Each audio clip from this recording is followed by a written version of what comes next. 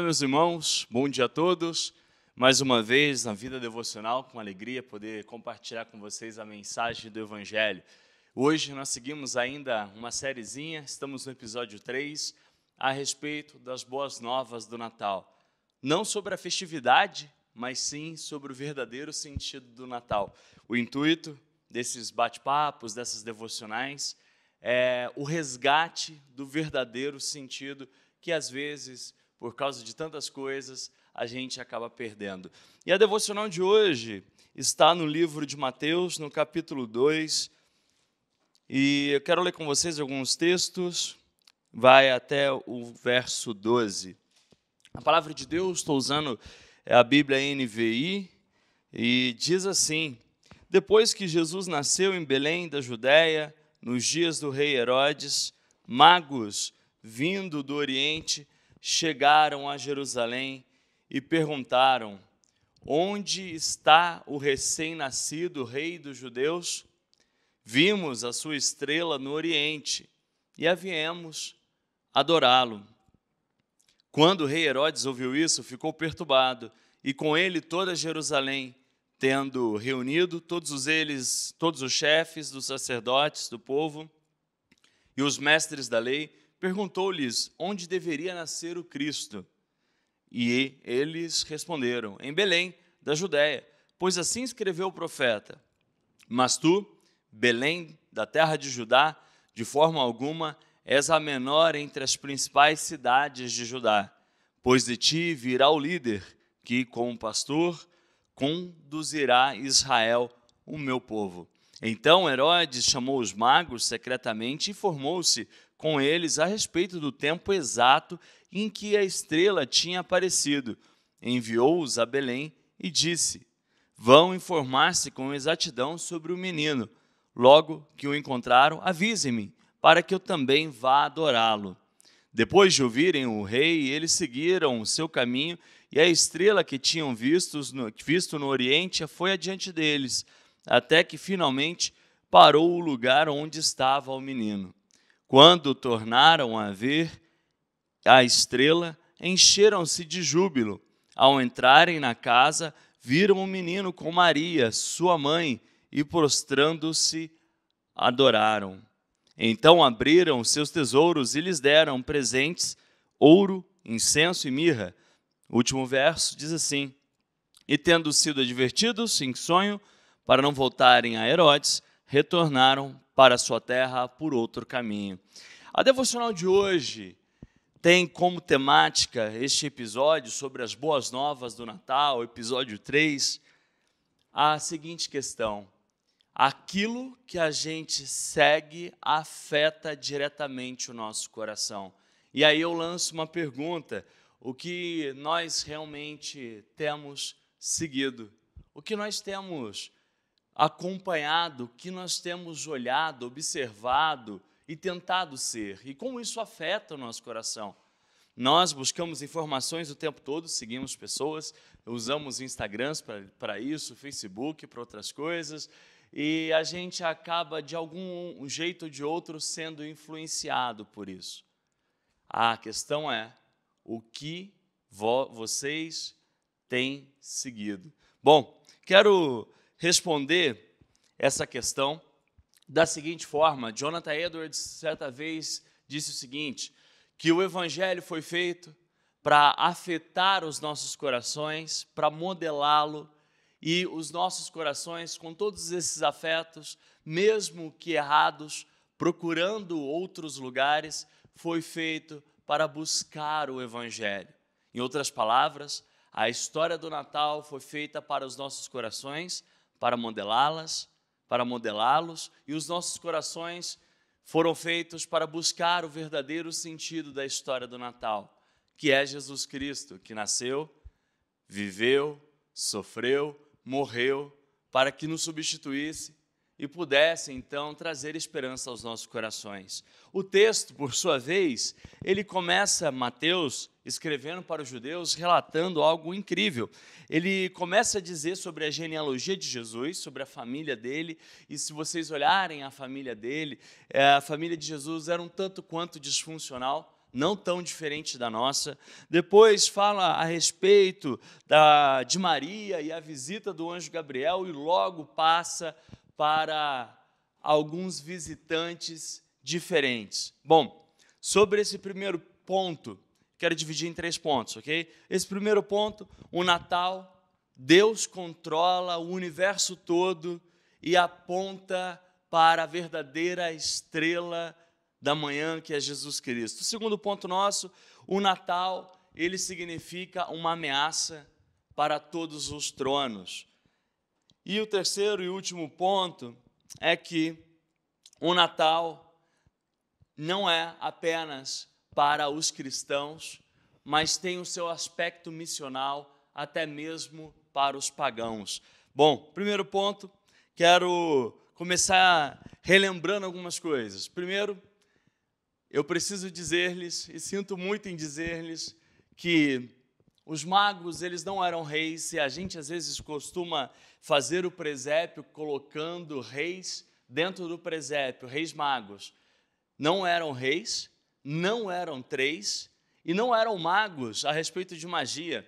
Eles eram estudantes, e eles não chegam no presépio, eles não chegam no curral, eles não chegam no estábulo onde Jesus nasceu, eles não chegam na manjedoura.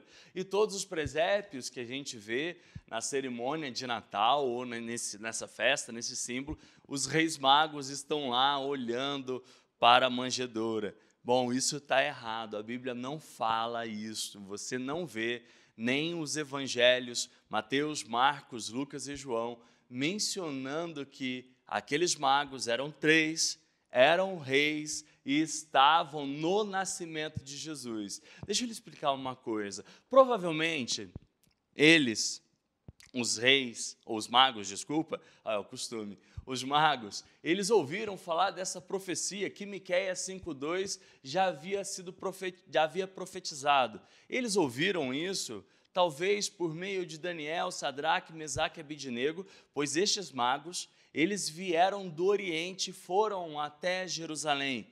Estes magos deveriam ter ouvido várias profecias na região da Pérsia, porque os judeus naquela época tinham sido levados em cativeiro e a mensagem ela fora pregada.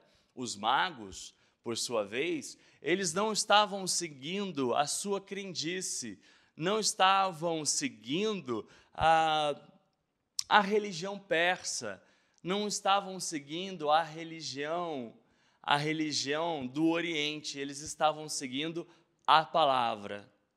Os magos estavam seguindo a palavra, eles estavam seguindo a profecia. Miqueias 5:2 relata esta profecia. E os magos, o que eles faziam? Bom, eles eram estudantes dos astros, chamado então de astrólogo na época. Não confunda com signo essas coisas, ok? Eram astrólogos da época que depois, hoje, há 100 anos atrás, esse tipo de estudo já entrou em desuso. Eles estudavam tudo e seguiam a profecia e sabiam que Cristo haveria de nascer. Não era apenas Jesus, mas o Messias, o pastor, o Salvador, o Redentor. Bom, de novo, não eram reis, não eram 3 e nem chegaram no estábulo, na manjedoura. O trajeto deles até a saída do Oriente demoraria mais ou menos em torno de 6 meses a 8 meses. Quando eles chegam, Jesus, e a Bíblia diz, no livro de Mateus, que eles chegaram aonde? Na casa de Maria e de José. O texto é claro, chegaram na casa. Jesus provavelmente tinha quase 1 ano de idade. Então ele chega mais ou menos na festa de 1 ano de idade de Jesus. De novo, o quão importante é seguir a palavra de Deus, ao invés de seguir as velhas crendices ou os velhos ritos religiosos. Bom, a respeito disto também, é importante a gente lembrar que eles viajavam, o costume era viajar em caravana, nunca em 3, até porque o texto diz assim, que quando eles chegaram, além da pergunta que acaba perturbando o coração de Herodes, que é onde está o verdadeiro rei, toda Jerusalém, toda a cidade fica perturbada, toda a cidade fica espantada. 3 pessoas não causariam isto, mas supunham-se, estudiosos supunham-se que eram mais ou menos em torno de 12 pessoas, mais seus familiares, mais alguns servos. Então, mais ou menos era uma caravana composta por 12 camelos ou mais que seguiram até Jerusalém. Isso traria um pouco de espanto àquela cidade, porque esses magos, porque esses pagãos estavam chegando à cidade. Ok, com tudo isso em mente, também quero dizer uma coisa, que também o Natal nem tudo é sobre luz, nem tudo é tão brilhante assim. Jesus nascera no tempo de Herodes, num tempo muito difícil. Nem tudo é sobre silêncio, como a música diz, o Silent Night, não é sobre isso. Imaginem os animais, os grunhidos, imaginem a alegria de José, a alegria de Maria, o choro de Jesus, porque ele nascera um homem, menino, e a gente sabe que todos os bebês choram. Não era uma noite tão, como diz a música, Silent Night. A gente precisa refazer o nosso Natal para poder seguir a verdadeira ou o verdadeiro sentido. A respeito disso, Deus controla tudo e todas as coisas e aponta para Jesus. Dizem também que não sabem dizer se foi um cometa que passou, se foi um tipo de asteroide, ou se foi simplesmente o alinhamento da Terra com Júpiter, com Saturno. O que seja, não tem importância, pois o que importa é aquilo que Mateus queria dizer, que a profecia que fora feita foi cumprida em Cristo Jesus. A palavra que foi dita foi cumprida, e aquilo que estes magos estavam seguindo era a profecia, pois eles, de alguma forma misteriosa, isso é graça comum, Deus havia colocado no coração deles a certeza de que Cristo viria. A pergunta que nós temos de fazer sobre aquilo que a gente segue é se aquilo que a gente segue é baseado na certeza de que o Messias existe, de que o Natal é sobre esta lembrança, pois nós cremos na palavra que o Evangelho significa promessa feita, promessa cumprida. Esse é o primeiro ponto. Deus controla tudo. Deus fez que dos céus escuro uma estrela raiasse, rasgasse os céus, para que então viesse à terra o Salvador. Um belo casamento dos céus com a terra. Naquele momento os céus beijaria a terra. O mito se tornara fato, a profecia cumprida. E aí nós precisamos lembrar que tudo aquilo que a gente procura é uma espécie de Salvador. E eu preciso dizer para vocês que nós não precisamos procurar por mais nada, porque o Salvador veio ao mundo à procura de nós. A única coisa que precisamos fazer é deixar a fé nos levar e nos guiar como uma estrela ilumina os caminhos, e caminhar por fé, atravessando desertos por meses, frios, sabendo que o sol raiaria de uma forma definitiva para a iluminação de nossas mentes, de nossas almas, dos caminhos que a gente deve caminhar. Por fim, até mesmo essa luz que brilhara nos céus escuros da vida, se tornara também o caminho, pois Ele é a verdade, o caminho e a vida, a fim de que jamais eu e você viéssemos a nos perder diante desta caminhada, que atravessemos deserto. Esse é o primeiro ponto. Deus controla tudo, o universo, para que a estrela possa realmente brilhar na humanidade. E então nós começamos a segui-la. Segundo ponto, Durante esse momento, se você quiser deixar seus comentários, seus pedidos de orações, nós temos o cuidado depois de ver e orar por vocês. Façam isso. O segundo ponto, o Natal, ele é uma ameaça para todos os tronos. A pergunta que eles fazem a Herodes, eles fazem o seguinte: aonde está o verdadeiro rei? Deixa eu melhorar isso. Praticamente, imagine que alguém chegue até a sua casa, chegue até algum lugar em que você é rei, que você reina, que você é dono, e pergunte assim: onde está o verdadeiro dono deste lugar? Onde está o verdadeiro rei deste lugar? Aonde está o verdadeiro dono desta casa? Aonde está o verdadeiro dono desta família? Aonde está o verdadeiro dono desta criança? Aonde está o verdadeiro pai? Aonde está a verdadeira mãe? Aonde está o verdadeiro rei? Perguntas como estas chocam os nossos corações. Sabe por quê? Não porque a gente imagina um rei vestido com seu manto, com seu cetro, com a sua coroa, mas nós nos colocamos numa posição de dono. Às vezes somos muitos possessivos, exageramos e nos assenhoramos sobre as coisas, nos tornamos senhores, nos tornamos reis. Quando Cristo nasce, Ele é um Deus que se torna homem, enquanto os homens estão tentando se tornar algum tipo de Deus.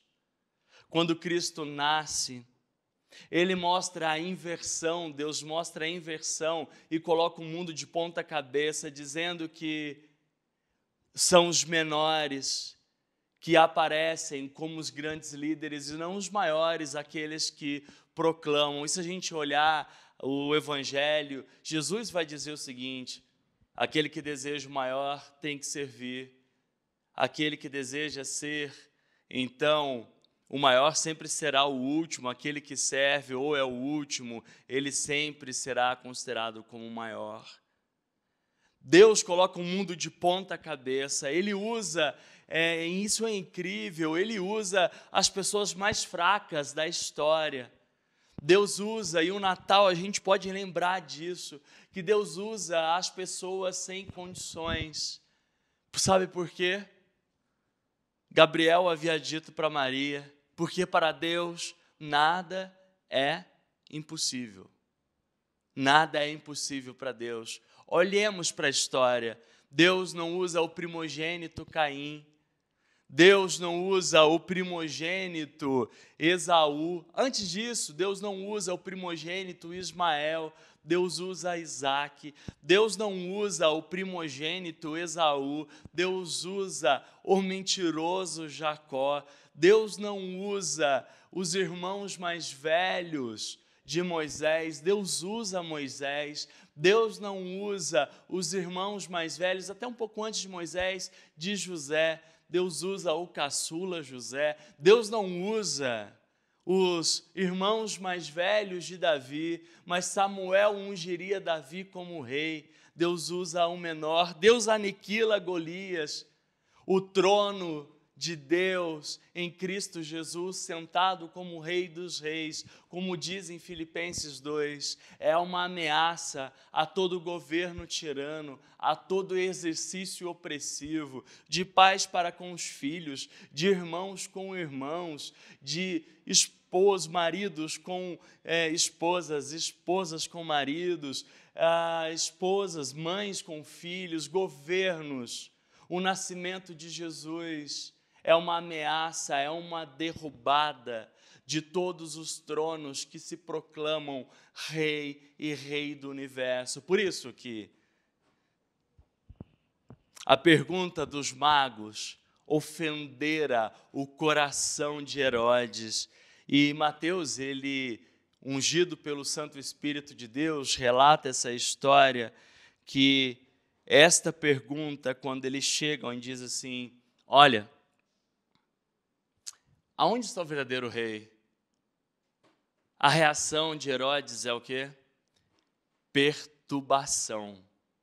Ele se perturba, e no grego significa, ele tem um mix de ansiedade, de raiva, de insegurança, incontrolável dentro do coração dele. Dentro do coração dele, sabe por quê? Porque ele sabia que ele não era o verdadeiro rei. Bom, algumas curiosidades sobre Herodes. Herodes era um cara meio megalomaníaco. Construíra seu palácio suntuoso. Quando ele foi coroado como rei, ele fez uma festa para receber todos os seus inimigos, como se fosse um selo de paz. E sabe o que acontece nesse momento? Ele mata todos os seus inimigos. Ele mata todos os seus inimigos. Herodes tinha algum perfil até mesmo de um sentimento de poder, de onipotência, um sentimento de grandeza, um sentimento ruim e errado.